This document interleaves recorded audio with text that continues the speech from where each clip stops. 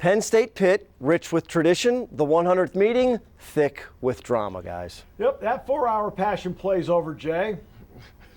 Hey, off week time and into the Big Ten. Here we go. Blue White Tailgate is next.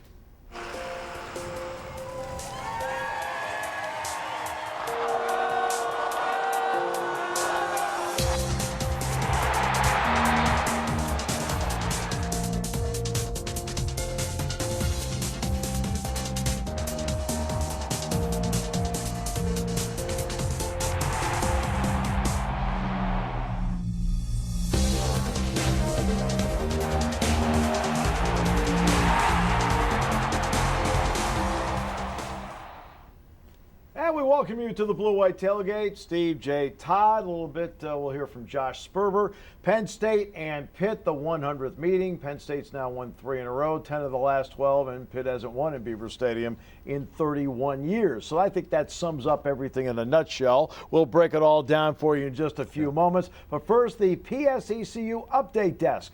Standing by at the Update Desk, as he always is, our heralded correspondent, Josh Sperber.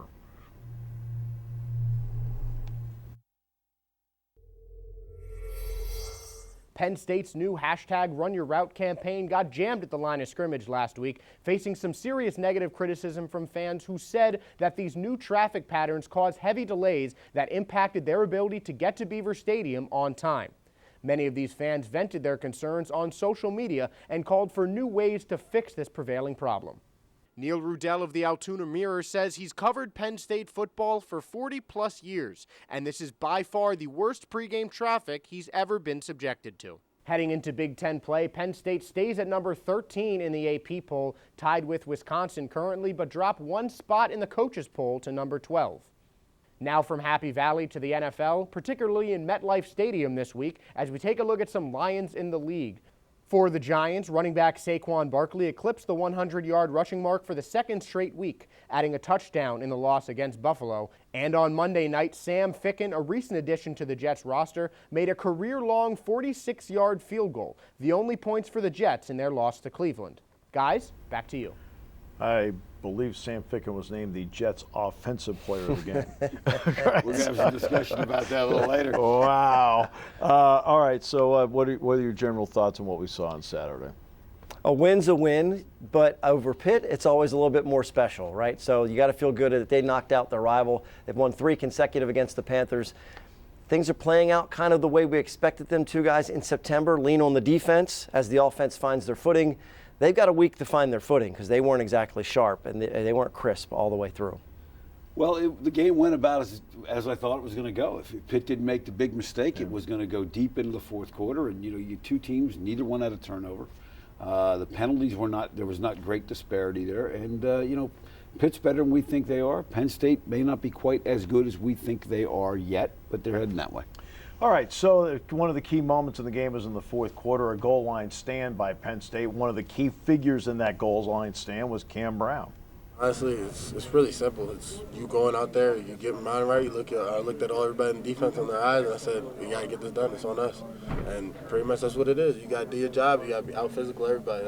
When you play football, your goal is out-physical man across from every play, and that's what we did. And he made a couple of big plays in that goal line stand, as a matter of fact. Yeah, no question. And that was, they tie the game there and all bets are off.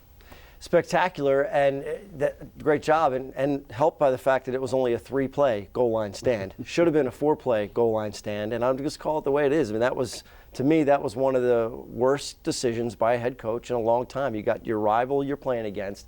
You talk tough all the way through, and you got a chance, 4th and 2, to go for it and tie the game at that point instead of kick a field goal and still need a touchdown later on under 5 minutes to go. Really, really shocked that they attempted a field goal there. Right. Here's my issue with it. You don't go in the postgame show and say we need 2 scores to win. You can get a touchdown and 2-point conversion. Okay? It depends on how you want. I mean, sorry, you can do it all in one fell swoop. If you miss it, you still can kick the field goal later. I'm sorry. To me, it was a bad decision, and to me, it was not playing to win. Well, I'll take the other side of that. Right. I understand why he did it, because the defense was playing really, really well.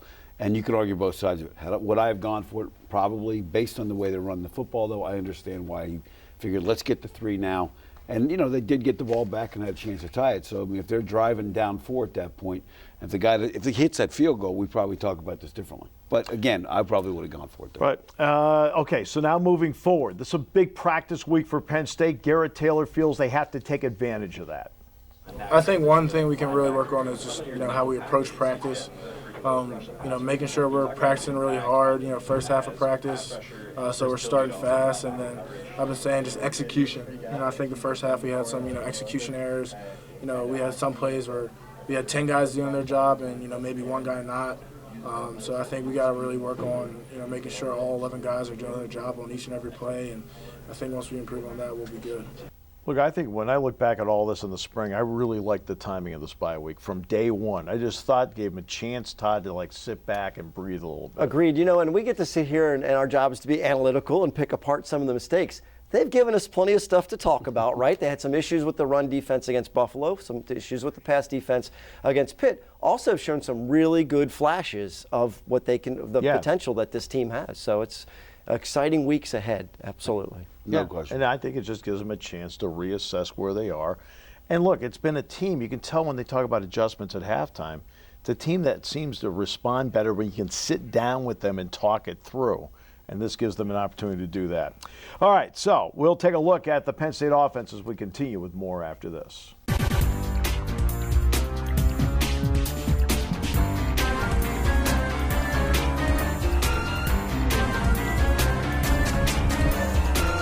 And we welcome everyone back. All right, so let's look at the Penn State offense, Pitt defense. What do you think of the Pitt defensive game plan? Well, I thought they played exactly how we thought they would. I think the thing that was really surprising, maybe not disappointing, may not be the right word, but the way they play defense, Freiermuth's got to be a bigger factor in the game because he's one-on-one with a safety, and Hamler's got to be a bigger factor. And they didn't attack the safeties like I thought they would, but it turned out Pitt's pass rush was better than we thought it was going to be too.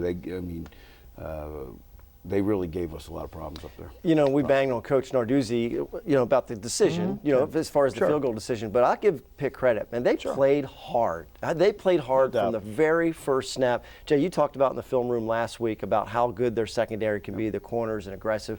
I mean, it was intense. There was a lot of, smack talk. I mean, the trash talk. Which was the players both liked on both sides. Yeah. But they really did play hard, and I thought they did have a good, solid game plan for Penn State. And Penn State, they tried a few times to try and hit the home run ball during the course of this.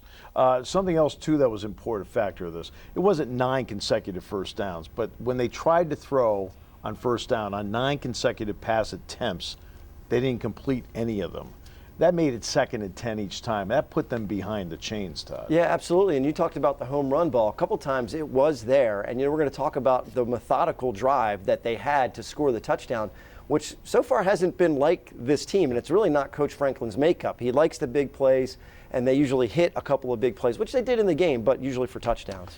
Well, you talk about that methodical drive. That is our Bobby Rahal drive of the game, brought to you by our good friends at Bobby Rahal. It was a 13-play, 88-yard drive for the Nittany Lions in this one. The game was tied at 10 in the third quarter, and Sean Clifford then went to work. Jahan Dotson on the outcut there. They get a first down on that play. Then here comes the key guy in the drive, Noah Kane. If you hit him at 3, he'll get you 5. If you hit him at 5, he'll get you 7. He always has that forward lean. Paris Ford, they're making the stop on him on that play. Now back, and here's Clifford. Good judgment there to get out of the pocket, get a first down, Jay. That's what you want from your quarterbacks. And then you send it back to Noah Kane again. 13-yard touchdown run, his 4th touchdown run of the season. He gave them a real spark on that drive, and he gave them the balance they were looking for. Yeah, and that was a huge drive because, Penn State was on a long field again. Yep. Pitt's punter did a great job on Saturday. And they needed to prove that they could make that long drive and get a lead. And the time of possession statistics for Penn State's always a little warped because they do hit the home run or they get quick plays. Yeah. It was important for the defense too. Just sit on the sideline for a little bit, catch your breath, make sure you're ready to go, regroup a little bit, and watch the offense do their work. In fact, both punters were great in this game because the average drive start for Pitt in the game was their own 20-yard line. And the average drive start for Penn State was a 16-yard line in this game. And again, a game that features no turnovers, that's how you end up with numbers like that along the way. All right, so now for our Planet Fitness player of the game on offense, it's the combination running back, Noah Kane and Journey Brown are Planet Fitness Offensive Players of the Game. So, well, you can get to be one of the offensive players of the game when you rip off an 85-yard run. And afterwards he was disappointed he got caught from behind. I mean, the guy broke the record for the 100-meter, dash in high school, and he was following his blocking, just didn't feel the guy coming up behind him. Well, we're going to talk about that play later in the film room. One of the wideouts didn't get downfield and make the blocker. He probably does score. Now, we want to give, and you can see here's Journey Brown in a pass play. But Jay, I'm under protest. Jay I'm protesting this has call. a legitimate point here. Now, first of all, this is not, Kane and Brown deserve their just due. No question. Right? But so does this guy. Jordan Stout set a school record 57-yard field goal and really changed the vibe in the stadium before the half, changed the momentum of that game before the half.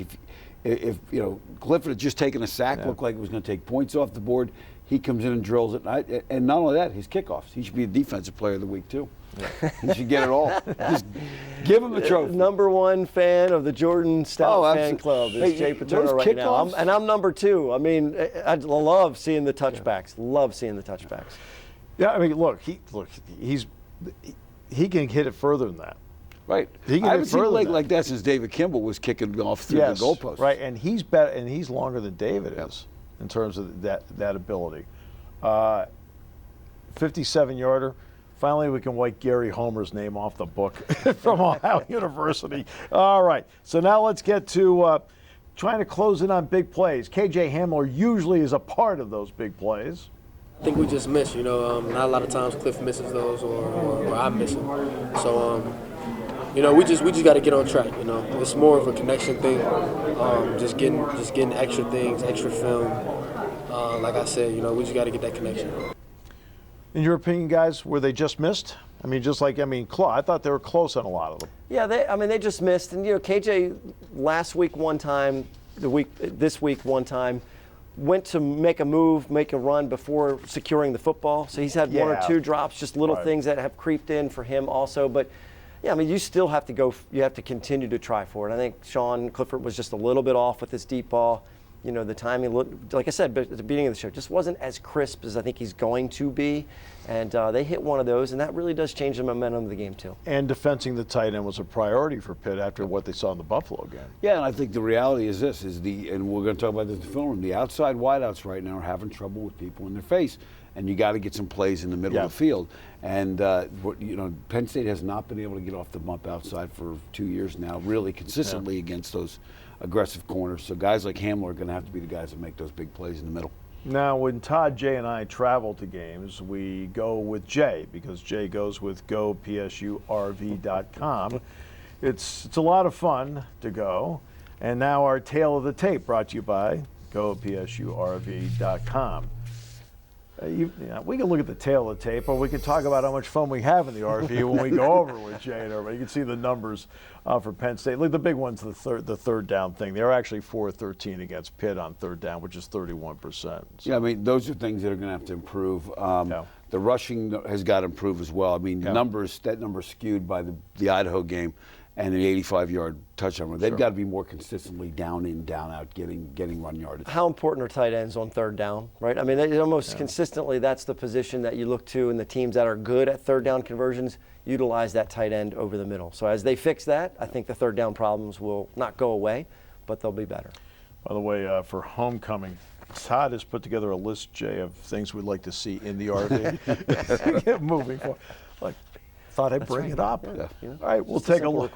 We'll take a look at the Penn State defense as we continue after this. All right, welcome back. Great to have you with us, RK. Let's get right away to the Planet Fitness Defensive Players of the Game for Penn State and Pitt.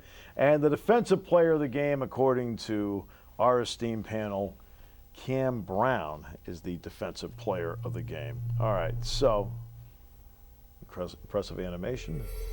And now we get to see Cam. It's interesting, Pro Football Focus, when they did their all Big Ten team this week, actually had Jan Johnson first team. They have Micah Parsons second team. But Cam made some big plays at big moments, Jay. Yeah, and that's really what it comes down to when you're in a game like this, is who's going to make the play when you need it. He made a couple of nice plays down inside the 10-yard line, did a great job. We talked about them leaning on the defense early in the year, right? John Reed came up with a big interception against Buffalo. Here's Cam Brown doing his thing against Pitt when they needed them the most. Yeah, exactly. I mean, those two big plays down by the goal line. Then Garrett Taylor was the other one that made a big play down by the goal line. Again, two seniors making plays that have been around the block. That really helps. I still think Jordan Stout should sweep the awards this week, but that's a whole nother issue. It's just we've got to spread the love out on the show. We just can't. See, that's this generation. Everybody I gets a trophy. understand, but See, we there can't- you go. we Everybody can't- gets a trophy. We can't do 1 hour on one guy. I know. So we spread the love out. Okay, so now let's get to the defense. Going into the season, people thought that, look, the defense for a while may have to be the one that carries the load on all of this. Well, Josh Sperber takes a look at how they've done. Coach Franklin may preach a 1-0 mentality, 1-0. It's awesome. Awesome being 1-0. but Penn State is 3-0 in non-conference play for the third straight year and fourth time overall in Franklin's tenure. They head into Big Ten play with the 7th best scoring defense and 9th best rush defense in the NCAA. It pretty much just gave us a chance to just pretty much upgrade or just do what we can do better. Like our run game was very, very good for this game. We only held them to 24 yards, I believe. And then in the pass game, that was great too. And so we're just going to keep improving on those areas, and we can definitely get better doing those. But no team is perfect, as Penn State did not lead at the halfway point for the second straight game. A big point of emphasis this bye week will be improving on how they start games on both sides of the ball. We haven't played a complete game as a defense yet. Like we saw last week, we played first half well, and this week we didn't either. So honestly, I think we need to work on coming out strong and getting our things together, getting our feet settled earlier.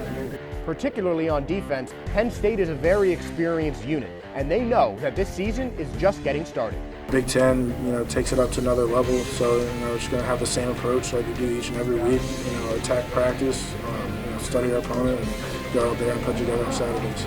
Penn State opens up Big Ten play next week against the fast and resurgent Maryland offense. They'll need to be ready to compete right from the start if they want to start off with a win.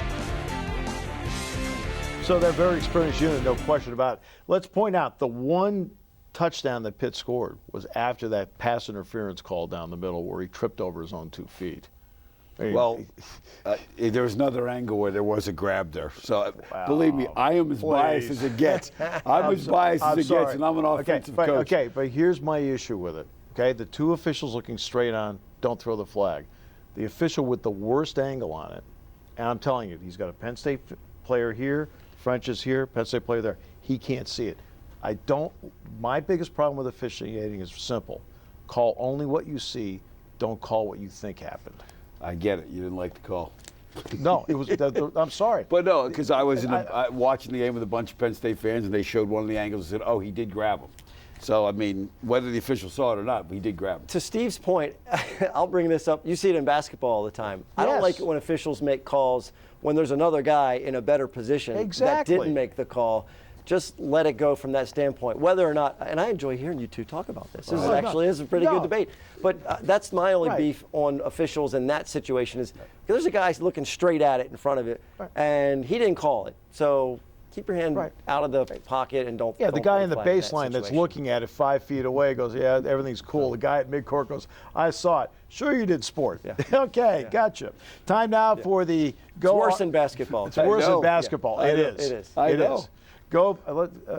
Now let's get to the tail of the tape from GoPSURV.com. It's the bye week. We get off the rails a little bit. We can a little bit. In the RV. By the way, Todd said he wanted green M&Ms in the That's right. They must be green, please. Okay. These are the numbers so far this season.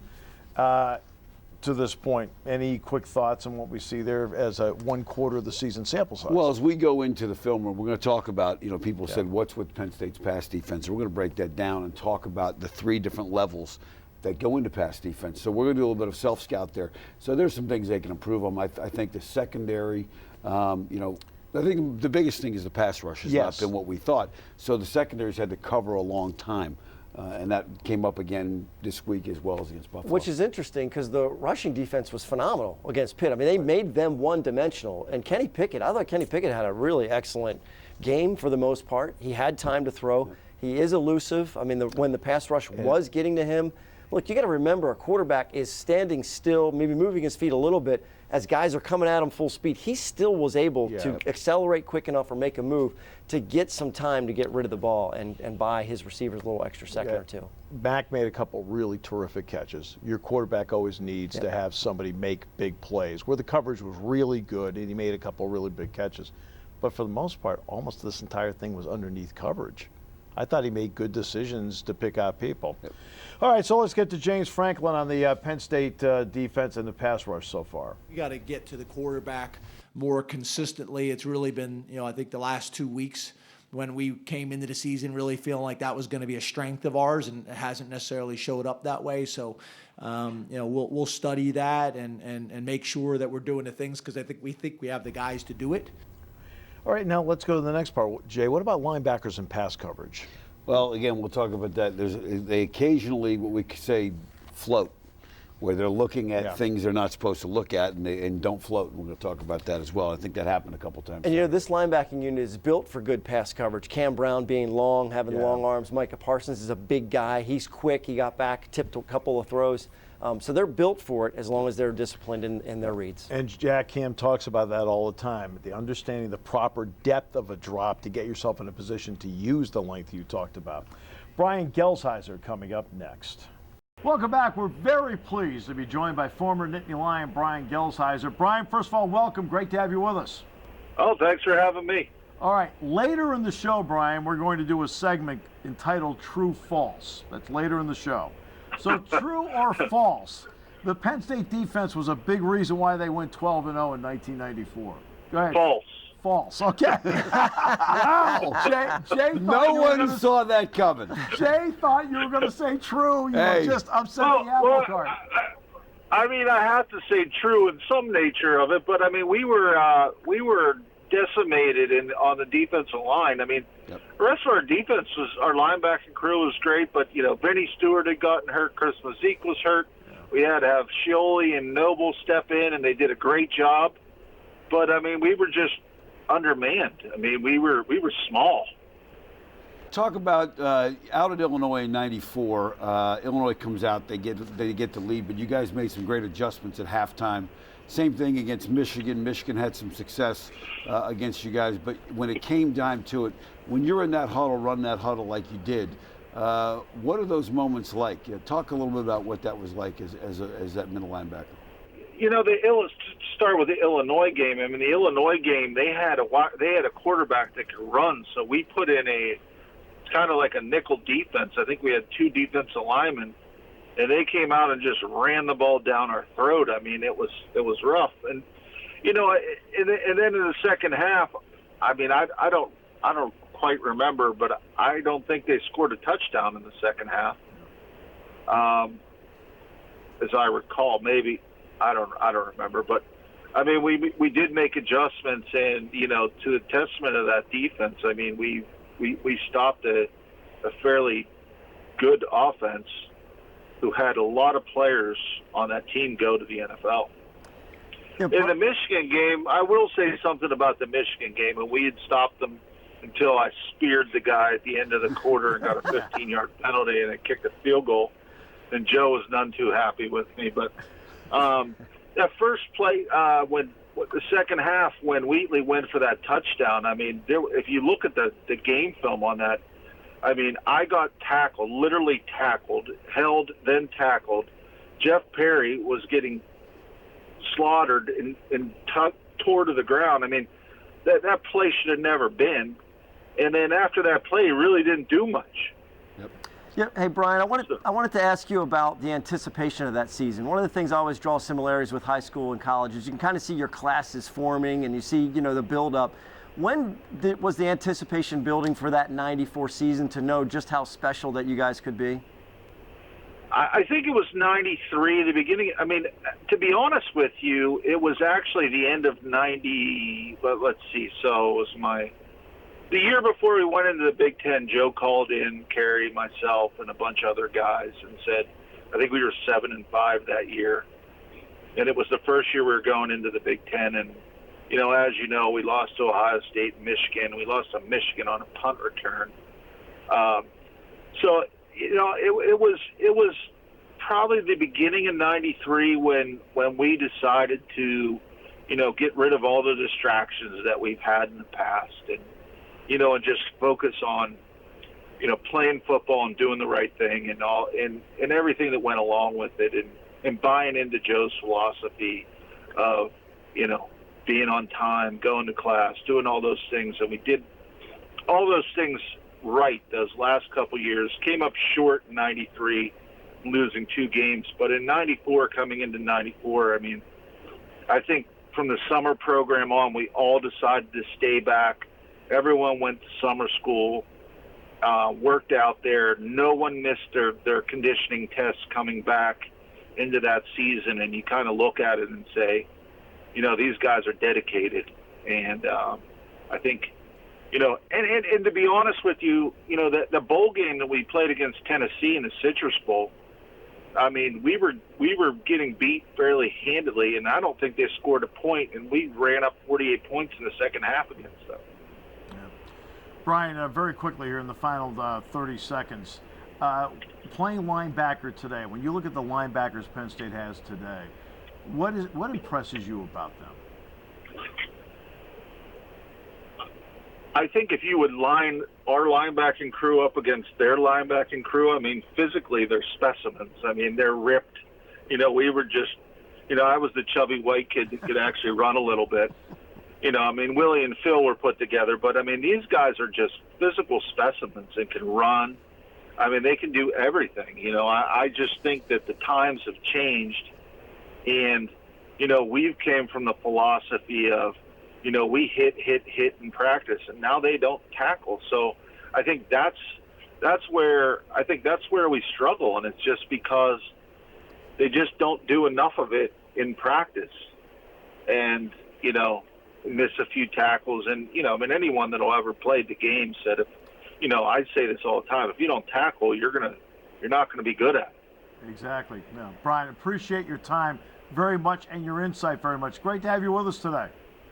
All right, well, thanks for having me. Brian Gelzheiser, key member of the 1994 12-0 football team. We'll come back with more as we continue after this.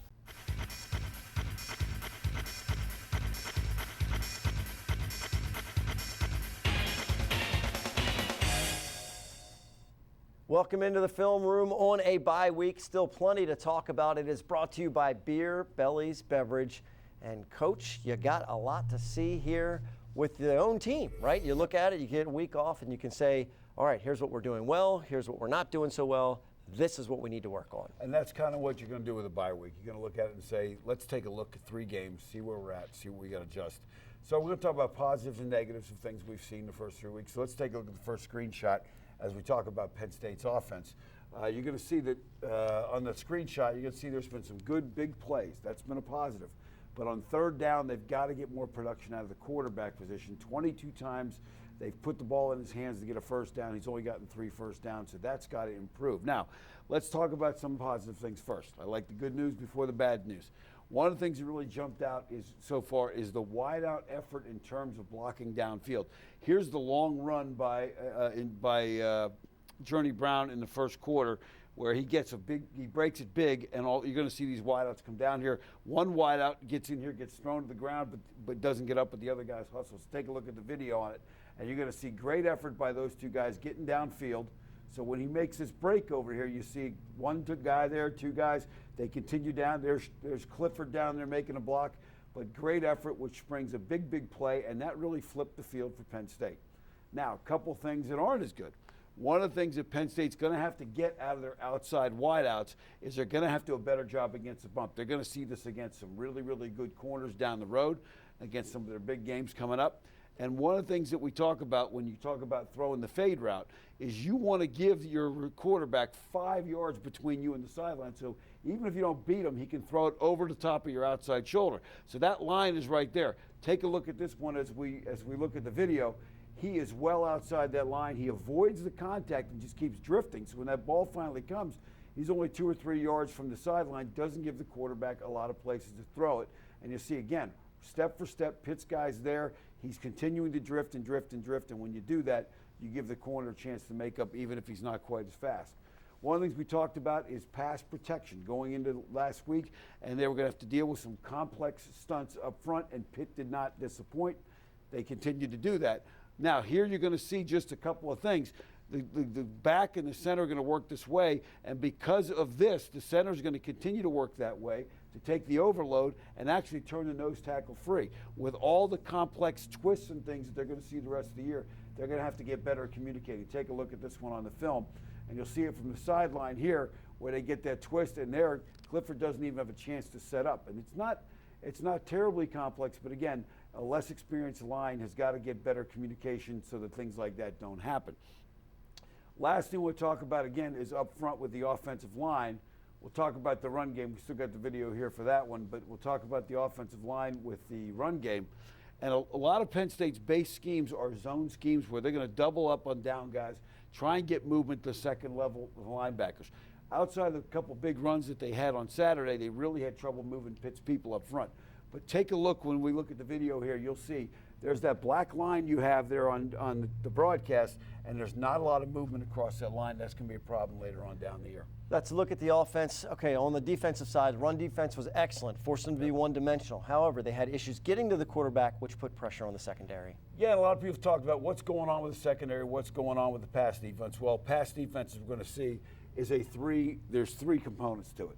You got your pass rush, you got your linebacker coverage, and you got your secondary guys. So let's take a look at the first screenshot that we got here. And again, one of the things that people are doing, because they know Penn State puts a lot of emphasis on getting the quarterback, Pitt's screen game got them some big plays. And when these guys come up here, these guys in the man-to-man, they're going to get picked off. So take a look at what happens on this one. Again, you're going to see great upfield rush. Micah Parsons, Gross Matos, they're all up there, and it creates separation between the front line and the guys in the back, and that enables the screen game to get out there and get a big 40-yard gain. Again, those are the kind of things that Penn State's got to be better against.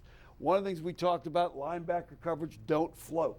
Okay, this is a formation that Pitt had run. They put a wide out here. When you see this, he floats and he opens up this area that the safety's got to cover, and that puts a lot of pressure on him. So take a look at the video here.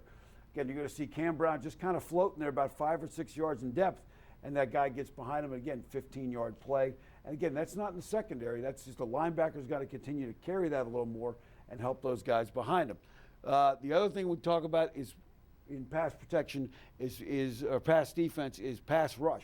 You cannot cover forever. So again, they run some twists up front trying to get the quarterback, gets caught inside, and Pickett comes out, and you'll see how long, take a look at the video, how long Pickett has to throw this ball. They get caught inside, they don't get contained, he comes outside, and now he's got the time to throw that and pick apart the secondary.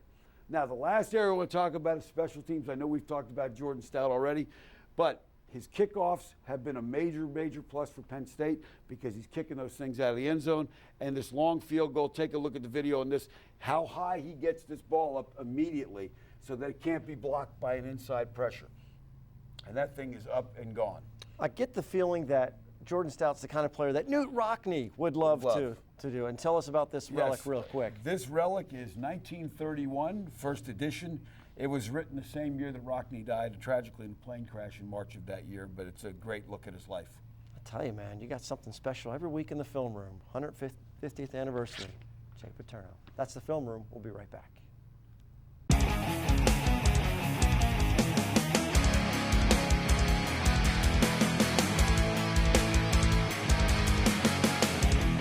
All right, so after we've gone through the film room, well done.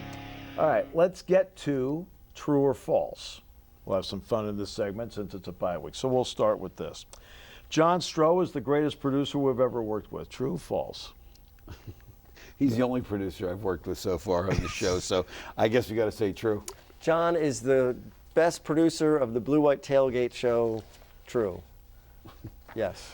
John, why did you put this in the rundown? I put this all in the bad And the only spot. one, I believe. Yeah, that's exactly right. All right, so Cam Brown is Penn State's best linebacker. Did I get it's coming to me? Yeah. You know, I'm going to say Jan Johnson in terms of when you look at everything that is required of the linebacker, getting things set up. That's not he's the best athlete. That's not, I go back to 99 when you had Mac Morris and you had LeVar Arrington and you had Brandon Short. LeVar made the big plays, but the other two guys were probably better in terms of the nuts and bolts of playing linebacker. like the offense needs the quarterback to be, quote, the brains of the operation. You need to have somebody in the defense that's the brains of the operation. That's Jan Johnson. Right now, that people are going to look at Parsons and how athletic he is, how athletic he is, but Jan Johnson is the rudder. Right. So, all right. So, true, false. This one's yours. John Stroh's the greatest. Oh, we already did that one. Penn State, let's see, finishes 4th or worse in the East. Penn State 4th or worse in the East? No, I say that's false. Right. I say they're going to be top 3 in the East. I think they'll be able to take care of Michigan State, which has been a thorn in their side the last couple of years. I think they'll be there. Top 3 at the least. I firmly believe Penn State's going to get better and better as the season goes. Got to stay healthy, but got to get better and better as the season goes, and they will. Okay, here we go. This is the one. We just put what they put down on the paper. Is Penn State better off without Tommy Stevens? I'd say true only, and that's no disrespect to Tommy Stevens. No. I think the reality is he's had some injury issues. Again, he's had some down in Mississippi State. And the reality is now that they've got their guy, they're moving forward, and they've got a chance to build something with Clifford over the next 2 or 3 years. Mississippi State and Penn State are both better off with the quarterbacks they have.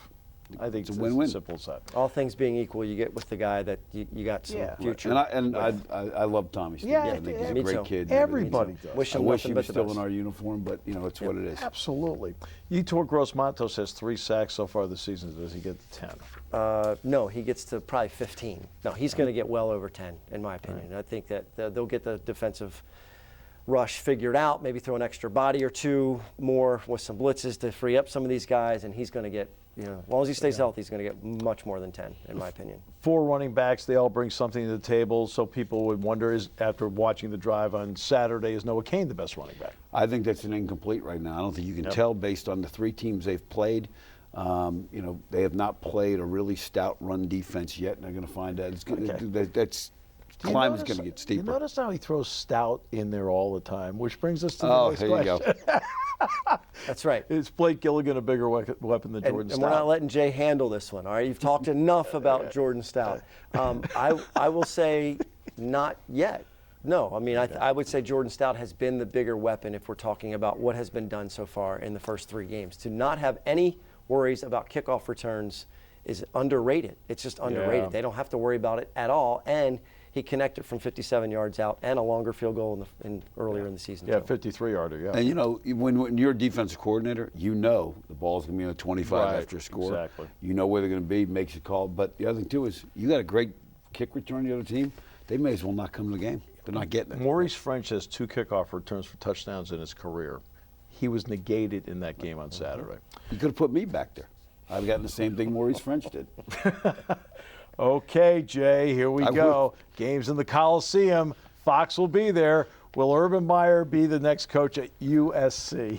Let me just clarify that I have had no conversations with him about this in any stretch of the imagination, so there is no inside knowledge here. It will not surprise me. I think he's a great competitor. I think when you get out of the game and you've done as well as he is, it's hard to stay away from it. I will say this, he might be the first $10 million head coach a year for that contract if it happens. Finally, Jalen Hertz will not win the Heisman Trophy. True I'm going to say true only because 3 quarterbacks from the same university in a row, that just can't happen, can it? Mayfield, Murray, 3 transfer Hertz. quarterbacks. Yeah. All transfer quarterbacks. Yeah. I'm not so sure there's a better candidate right now, though. I mean, he's coming out of the blocks pretty hot. When it comes to recruiting transfer quarterbacks, Lincoln Riley's very good, right? In terms of recruiting his own quarterback, not so much. He can't recruit his own guy, but he can steal your guy and make him good. G-Block's coming up next.